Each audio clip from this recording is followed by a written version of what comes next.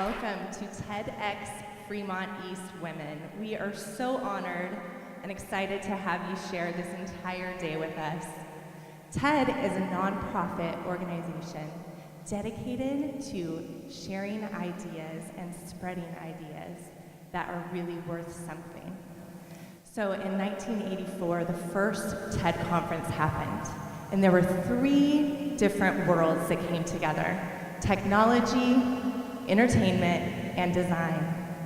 Now, the conference has grown, and there are 2 annual events, one that happens in Palm Springs and Long Beach in the spring, and another that happens in Edinburgh, UK, and that is in the summer. As part of ideas we're spreading, TED created TEDx, the X standing for Independently Organized Event, which is what you are going to experience today as part of TEDxWomen. These independently organized events allow for anyone in the community, as long as they're a licensee, to produce an event like you're going to experience today, bringing people together to really share the TED-like experience. You're going to witness some amazing women today, and now we will find out a little bit more about our very specific event.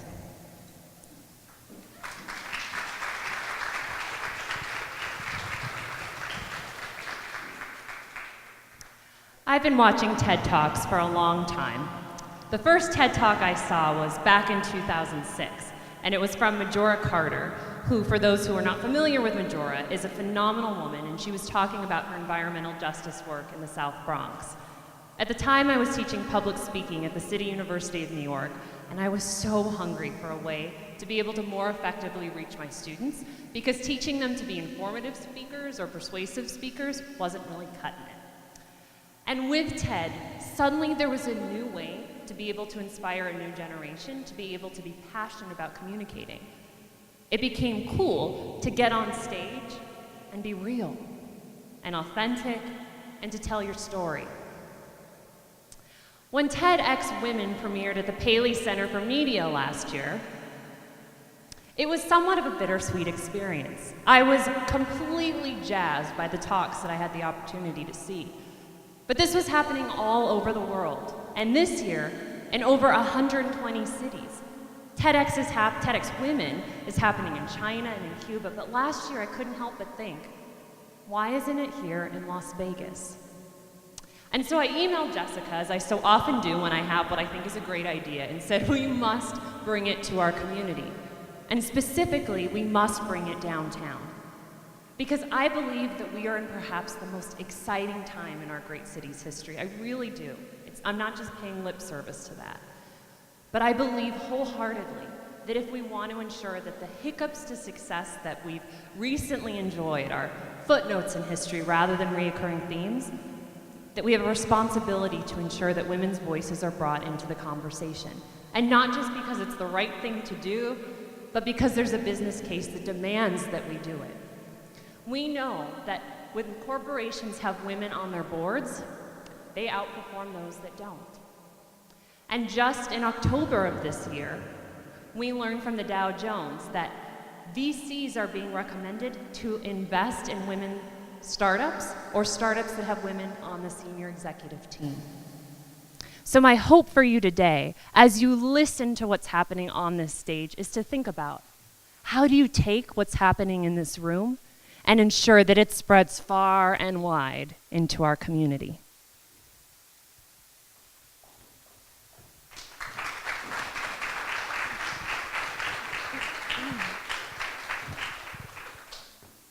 One year ago, I was a woman with a dream. I wanted to create a me time movement. Ladies, you with me? Me time movement. The only problem was I suffered from something called perfectionism back in the day, which is really why I started this me time movement to begin with. Anybody else with me? Perfectionism? Okay.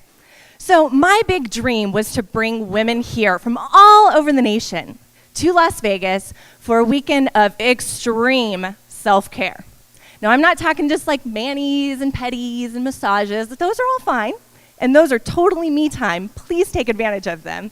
But I'm talking about that gut-wrenching, who am I, what do I really, really want, and what do I really, really deserve, more importantly. See, I think as women, we suffer from something that I like to call the guilty gangsta. How many of you women have felt guilty in your lives? Guilty about everything. So my big dream was to create a me time movement, bringing these women together. The only problem was my dream crumbled. It didn't happen. So what did I do? I did what I was going to do in the first place. When Alexia contacted me, I was going to bring women together to form a platform for what we need to stand for as women. And for me, that is me time. And so TEDxWomen has provided that opportunity for me to really create my dream.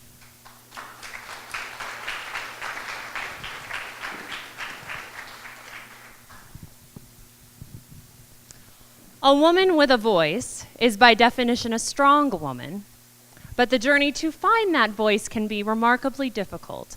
So says Melinda French Gates, one of my sheroes. And I couldn't agree with her more. My entire life has been pretty much one on again, off again love affair with voice. There have been moments in my life from the time that I was knee-high where I would stand in my power, where I could speak about injustice, whether it was in my own life or happening on the playground. But then there would be these other moments where I would just disappear. Either my voice would just get stuck inside, other times it would quaver. Sometimes, like in 3rd grade when I was giving a speech, I would just stand in front of people and cry, hysterically.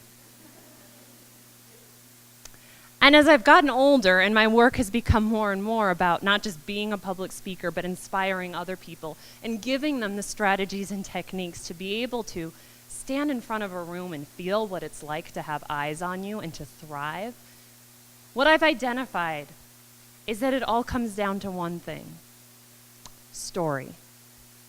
The stories we tell ourselves to ensure that we're seeing opportunities rather than obstacles, but also story in terms of how do we connect with the people who are in the room.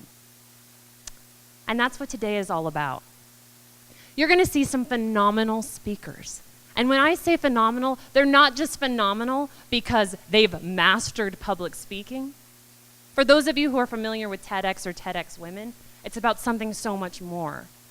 They're phenomenal because whether this is their first time on a public stage, and it is for a lot of these speakers, or they do this professionally, but perhaps have never told the story that they're going to share today because there's not often license to be able to do that in the kinds of rooms where they speak. The stories are not about them. They're about you. Because the truth is that when you come to a TEDx event, you have a tremendous responsibility as an audience member. You don't just get to be a spectator. The theme of TEDxWomen is the space between. And what we're really interested in is the space between those of us who are standing up here and what's happening for you in the room. So there's going to be moments during the day where we ask you to turn to a neighbor to share observations and musings. You'll have an opportunity at the end of the day to share your curiosities with us and to ask questions. Throughout, we encourage you to take notes. And of course, because we're in the digital age, please feel free to tweet and Facebook and Instagram and do whatever else is legal with your technology while you are here, using the hashtag TEDxFremontEastWomen.